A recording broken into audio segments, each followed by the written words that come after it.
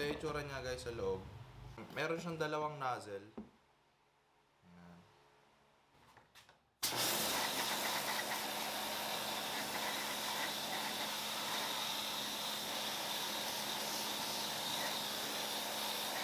So dun sa mga matagal na nakapanood sa akin, alam nyo yung mga binibili ko ganyan.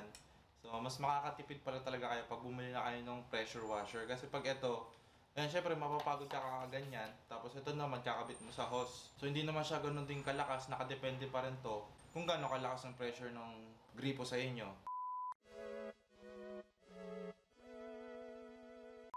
So what is up guys, it's your boy Dazzy TV, welcome back sa channel ko. So yun na nga guys, nakalipat tayo ng bahay na dito sa Bulacan, San Jose del Monte to be exact. And ito yung ating pwesto na sa pagbo-vlogan, ayan. Meron na tayong sariling pwesto, nakalipat na tayo ng bahay. Meron pala akong binili, yun yung i-vlog natin ngayon. Bale yun yung pinakamahal na investment na niregalo sa akin nila mama para dito sa motor. So, sobrang makakatulong siya kasi araw-araw ko na siyang malilinis. Siyempre, sa title nakita nyo na kung ano yun. And ngayon, ipapakita ko na nga yung mismong itsura niya. Tara, pasok tayo sa loob. So, ito na nga guys, yung binili ng parents ko para sa akin.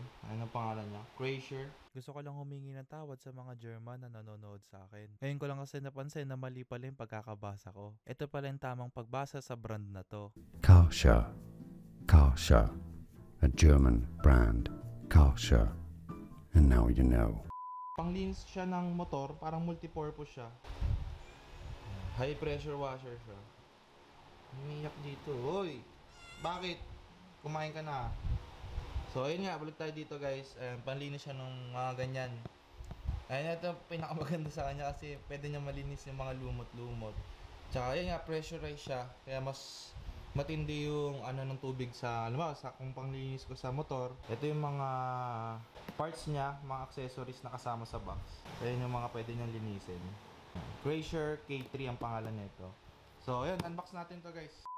So, bubuksan lang natin to guys. Tapos, gagamitin rin agad natin para malinis natin agad yung labas and yung motor. So, ayun.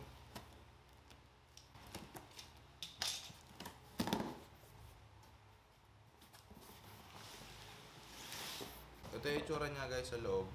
So, ayan, meron siyang mga manual. Mamaya, babasahin natin to para mabilis natin ma-assemble. Para ito ata yung nagko-connect ng tubig. Hindi ko alam eh. Kasi ayan, may handle siyang kasama. Ayan, mga gulong. Yung connector ng handle, papunta sa mismong unit. Yung pinaka-barrel niya.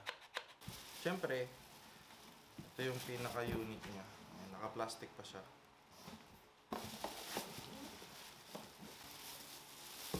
Mabigat din siya guys. Ayan yung itsura niya. Mamaya ipapakita ko sa inyo buo. Meron siyang dalawang nozzle. Ayan. Ito pala mas pino. Tapos, di ko lang kung na-adjust din siya. So, mamaya makikita natin to lahat. So, yun lang. Yun lang yung laman ng box niya. So, buksan na natin to. Tapos, meron siyang napakahabang socket. So, yung link nito guys, makikita nyo sa description box sa baba. Kung gusto nyo mag-invest sa mga ganito, sobrang laking tulong na ito pang linis ng motor and syempre nung garage natin. So, isa pa pala guys, kung gusto nyo ma-tour or gusto nyo makita yung bahay na nilipatan ko, pwede nyo i-check yung TikTok page ko na ginawa, which is Sulit Home Essentials. Yun, nag-share ako doon guys ng mga essential items na para sa bahay. And gusto ko rin kasing gawing smart yung bahay na to, which is pwedeng makontrol sa phone or nako-connect mo sa wifi yung mga gamit. So yun lang guys, balik tayo dito. I-assemble ko muna to, tapos kita-kits tayo mamaya. So yun guys, natapos na natin i-assemble yung Crasher K3. So ito na itsura niya guys. Ayan na itsura niya. So ang kagandahan sa kanya, meron na siyang kasamang dalawang nozzle. Tapos meron siyang filter dito sa loob. Diyan kasi kakabit yung hose. Tapos dito naman sa ilalim, makikita nyo yung lagayan ng detergent or nung foam wax. Tapos meron na rin siyang kasamang dalawang gulong. Ayan, para mabilis mo siyang magalaw-galaw. Hindi mo na siya bubuhatin. At mabilis lang ma-access yung spray niya, yung spray gun. Ayan. So ngayon, testing natin to. Lalagyan natin siya ng sabon. Ayan yung sabon na gamitin. Prime Car Shampoo. Matagal ko na itong ginagamit sa mga matagal na nanonood sa akin. Ito na talaga yung gamit ko matagal na. So, parang nasa 200 pesos lang to sa Shopee. And makikita nyo yung link nito nandiyan sa description box. So, ngayon ito, iti-testing na natin. Pero babanlawan muna natin to si Astrid. So, kung bibili kayo ng nito, kailangan meron din kayong mabibili nito sa mga hardware. Ayan. Papasok nyo lang itong hose. Ayan, okay na. Ide-diretso nyo lang ipasok to. Sobrang bilis lang niya ma-assemble kasi sobrang detailed nung sa manual niya. So wala naman siyang on and off, bubuksan lang natin yung hose tapos tingnan natin kung anong mangyayari. So maganda rin yung mismong quality guys ng hose niyo. Yung mismong, ito yung connector. Nakita ko sa review, hindi pala ito dapat ginagamit sa motor. Kailangan to sa mga pavement lang kasi sobrang lakas ng pressure daw nito. So ito lang yung gagamitin natin. So hindi ko pa alam kung paano siya gumagana. Sabay-sabay natin siya makikita.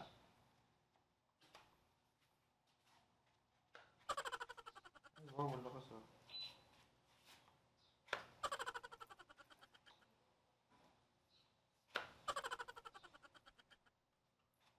Meron pala siyang bukasan dito.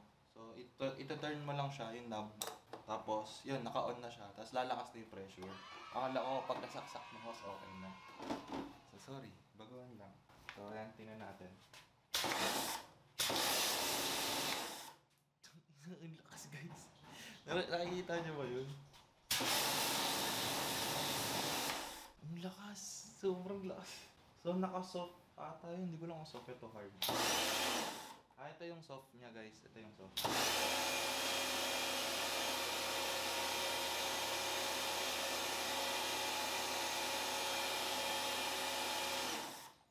Parang gusto ko ulit-ulitin yung hard ah. So, ito na yung hard niya guys.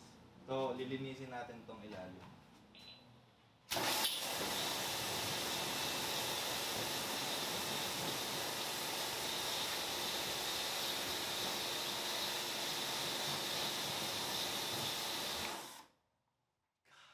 Lakas guys.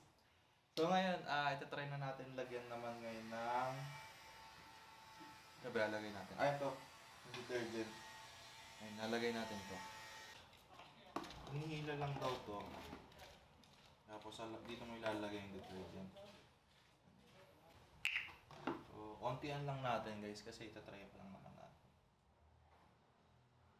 So meron na rin filter pala dun sa mismong hose. May filter na siya. Ayan.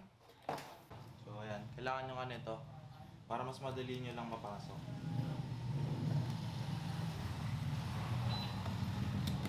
Ayan. Okay na siya. So meron na tong sabon guys.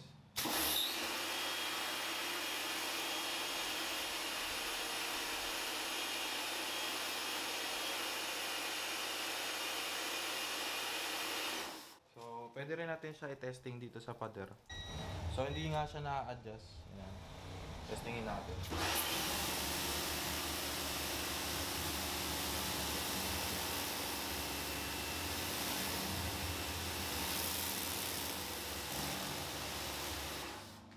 Sobrang lakas guys. Grabe, nakakatakot gamitin.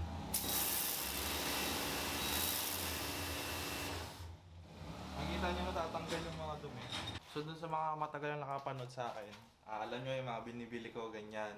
So mas makakatipid pala talaga kayo pag bumili na kayo ng pressure washer. Kasi pag ito, yan syempre mapapagod ka kakaganyan. Tapos ito naman kakabit mo sa hose. So hindi naman siya ganun din kalakas, nakadepende pa rin to kung gaano kalakas ang pressure ng gripo sa inyo. So buti na lang nireguluhan ako ng parents ko ng pressure washer. Kaya sila mama nanonood nito, sila papa. Maraming salamat po sa regalo niyo sa akin. Sobrang worth it kasi sobrang ganda niya panglinis ng motor tsaka panglinis nitong garahe.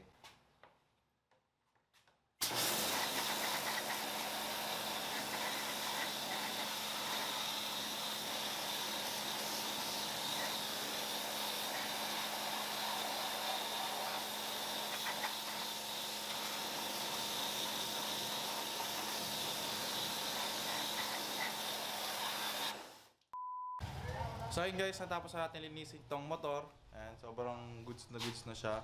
And sobrang okay na okay yung Crasher K3. Sobrang matagal ko siyang magagamit, alam ko sa sarili ko kasi yung quality niya sobrang ganda and yung durability niya kasi kanina nabagsak ko nga yung host. Pero okay na okay siya. Sobrang worth it nung presyo niya. Ayan, sobrang goods na goods siya. So ito talaga yung madalas kong gagamitin kasi madalas ko siyang gagamitin sa motor. Tapos ito naman kung sakaling kung merong namuong lumot, ayan, madali mo lang siya matatanggal. Abangan nyo guys mga future na vlogs pa natin kasi dito na natin gagawin. And so anytime pwede na ako mag-vlog, hindi na ako mag-aantay na mawala yung tao sa labas. So yun guys, hanggang dito na lang. Maraming salamat sa lahat ng tumapos ng video. Desi TV out.